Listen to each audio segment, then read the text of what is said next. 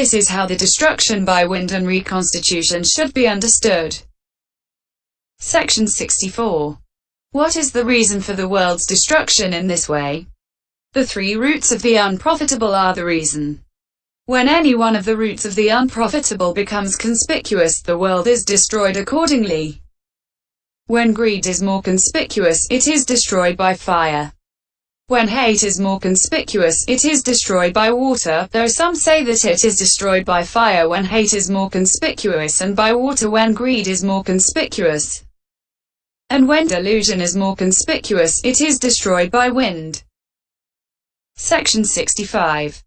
Destroyed as it is in this way, it is destroyed for 7 turns in succession by fire and the 8th turn by water. Then again 7 turns by fire and the 8th turn by water. Then, when it has been 7 times destroyed by water at each 8th turn, it is again destroyed for 7 turns by fire. 63 eons pass in this way. And now the air takes the opportunity to usurp the water's turn for destruction, and in destroying the world it demolishes the Subhakioha Brahma-world where the lifespan is the full 64 eons. Section 66. Now, when a bhikkhu capable of recollecting eons is recollecting his former lives, then of such eons as these he recollects many eons of world contraction, many eons of world expansion, many eons of world contraction and expansion. How? In the way beginning, there I was. Herein, there I was. In that eon of contraction I was in that kind of becoming or generation or destiny or station of consciousness or abode of beings or order of beings. Section 67. So named. Such 4 names as Tisat say, or Fusa, of such a race. Such family names as Kakana, say, or Kasalpa. This is said of the recollection of his own name and race, surname in his past existence. But if he wants to recollect his own appearance at that time, or whether his life was a rough or refined one, or whether pleasure or pain was prevalent, or whether his lifespan was short or long, he recollects that too. Hence he said with such an appearance, such the end of my lifespan. Section 68. Here, with such an appearance means fair or dark. Such was my food. With white rice and meat dishes as food or with windfall fruits as food. Such my experience of pleasure and pain. With varied experience of bodily and mental pleasure and pain classed as worldly and unworldly, and so on. Such the end of my lifespan. With such a lifespan of a century or lifespan of 84,000 eons. Section 69. And passing away from there, I reappeared elsewhere. Having passed away from that becoming, generation, destiny, station of consciousness, abode of beings or order of beings, I again appeared in that other becoming, generation, destiny, station of consciousness, abode of beings or order of beings. And there too I was. Then again I was there in that becoming, generation, destiny, station of consciousness, abode of beings or order of beings. So named, etc. As already stated. Section 70. Furthermore, the words there I was refer to the recollection of one who has cast back retrospectively as far as he wishes. And the words in passing away from there refer to his reviewing after turning forward again. Consequently, the words I appeared elsewhere can be understood to be said with reference to the place of his reappearance next before his appearance here, which is referred to by the words I appeared here. But the words there too I was, etc. are said in order to show the recollection of his name, race, etc.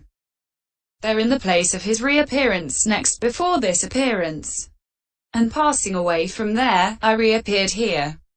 Having passed away from that next place of reappearance, I was reborn here in this Kshatriya clan or Brahmin clan. Section 71. Thus.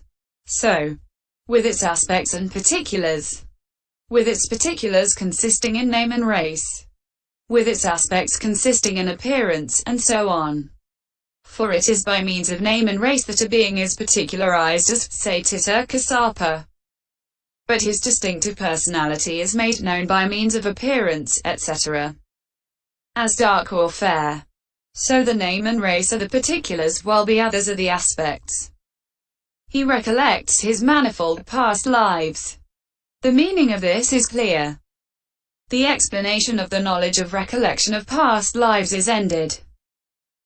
The divine eye, knowledge of passing away and reappearance of beings.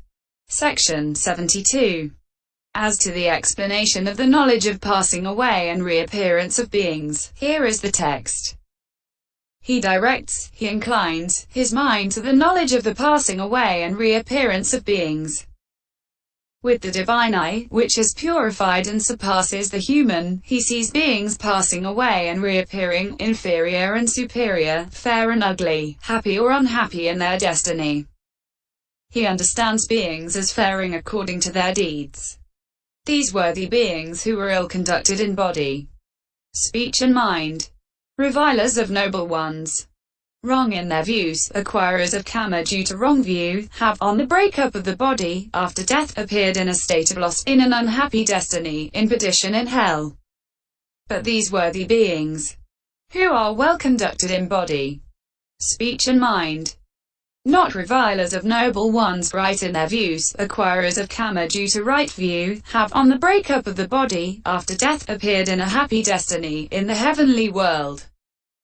Thus with the divine eye, which is purified and surpasses the human, he sees beings passing away and reappearing, inferior and superior, fair and ugly, happy or unhappy in their destiny.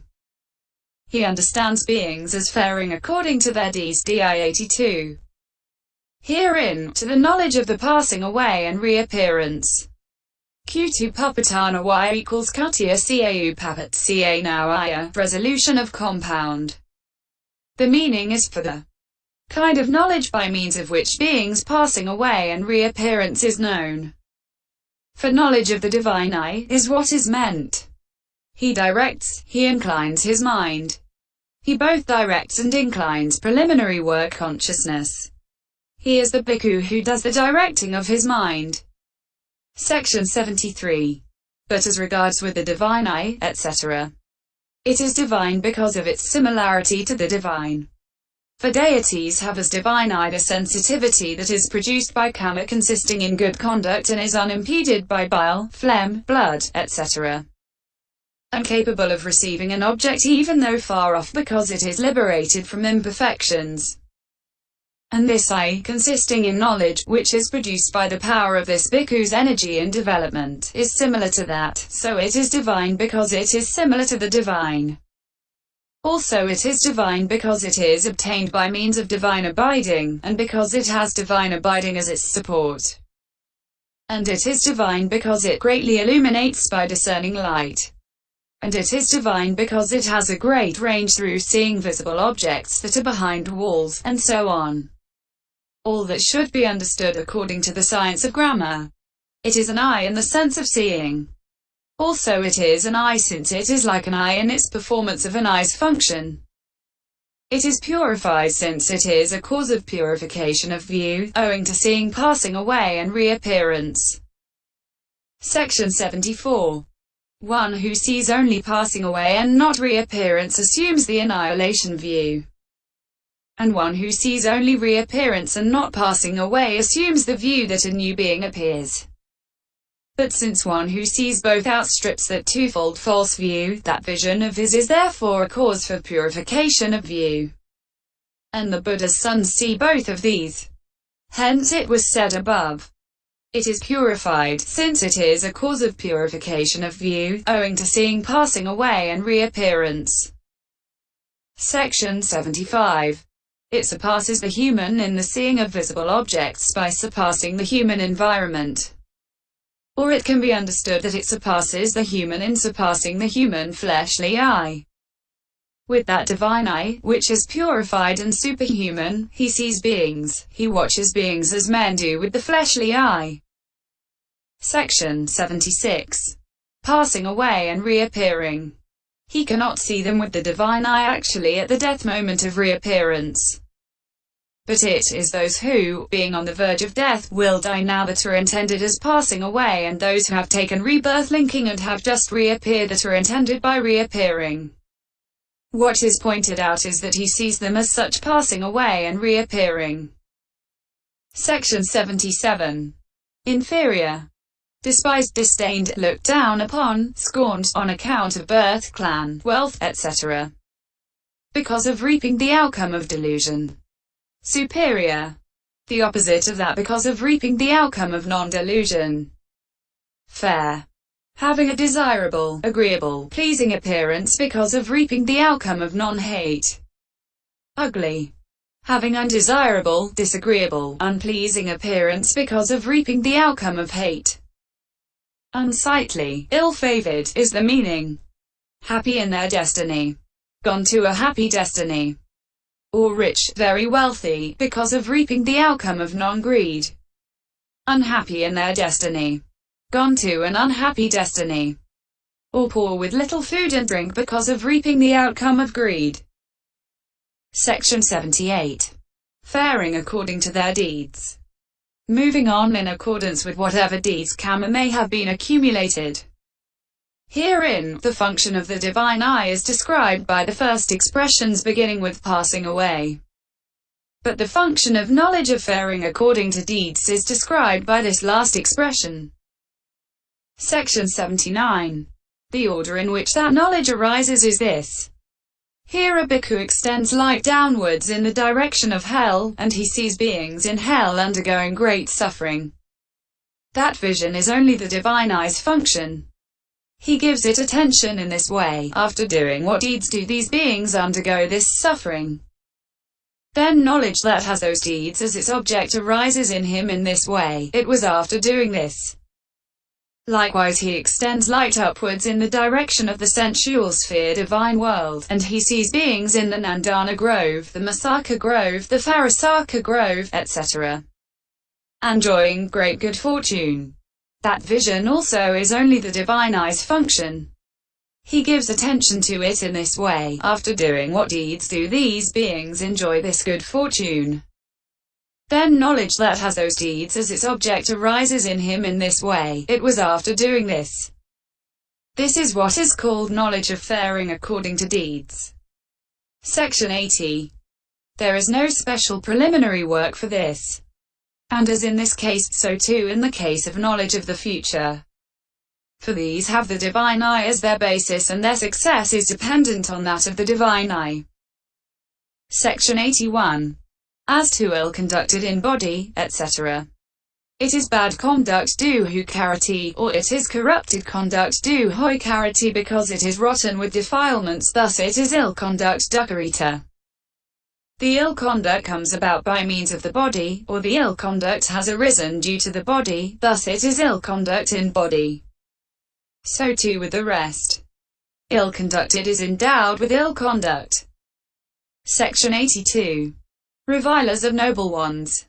Being desirous of harm for noble ones consisting of Buddhas, Parchaka Buddhas, and disciples, and also of householders who are stream enterers, they revile them with the worst accusations or with denial of their special qualities. See Ud 44 and Mn 12.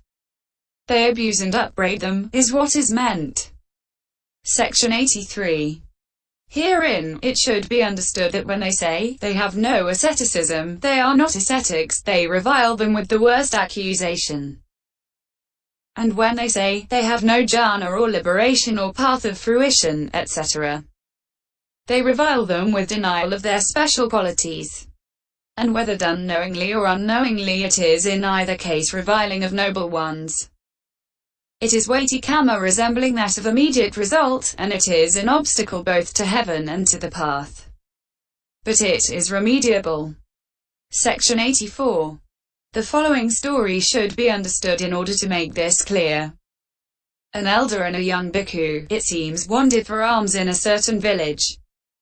At the first house they got only a spoonful of hot gruel. The elder's stomach was paining him with wind. He thought, this gruel is good for me. I shall drink it before it gets cold. People brought a wooden stool to the doorstep, and he sat down and drank it. The other was disgusted and remarked, "The old man has let his hunger get the better of him and has done what he should be ashamed to do." The elder wandered for alms, and on returning to the monastery, he asked the young bhikkhu, "Have you any footing in this dispensation, friend?" "Yes, venerable sir, I am a stream enterer." "Then, friend, do not try for the higher path. One whose cankers are destroyed has been reviled by you." The young bhikkhu asked for the elder's forgiveness and was thereby restored to his former state. Section 85. So one who reviles a noble one, even if he is one himself, should go to him. If he himself is senior, he should sit down in the squatting position and get his forgiveness in this way: "I have said such and such to the Venerable One. May he forgive me." If he himself is junior, he should pay homage, and sitting in the squatting position and holding out his hand palms together, he should get his forgiveness in this way: "I have said such and such to you, Venerable Sir. Forgive me." If the other has gone away, he should get his forgiveness either by going to him himself or by sending someone such as a co-resident. Section 86. If he can neither go nor send, he should go to the bhikkhus who live in that monastery, and, sitting down in the squatting position if they are junior, or acting in the way already described if they are senior, he should get forgiveness by saying, "Venerable Sirs, I have said such and such to the Venerable One named so and so.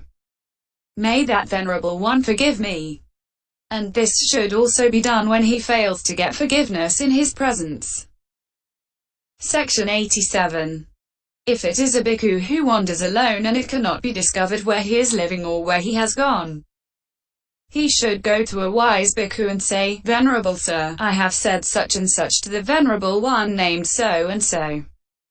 When I remember it, I am remorseful. What shall I do?" He should be told, "Think no more about it. The elder forgives you. Set your mind at rest." Then he should extend his hands palms together in the direction taken by the noble one and say, "Forgive me." Section 88. If the noble one has attained the final nibbana, he should go to the place where the bed is on which he attained the final nibbana, and should go as far as the charnel ground to ask forgiveness. When this has been done, there is no obstruction either to heaven or to the path. He becomes as he was before. Section 89. Wrong in their views. Having distorted vision. Acquirers of karma due to wrong view. Those who have karma of the various kinds acquired through wrong view, and also those who incite others to bodily karma, etc. Rooted in wrong view.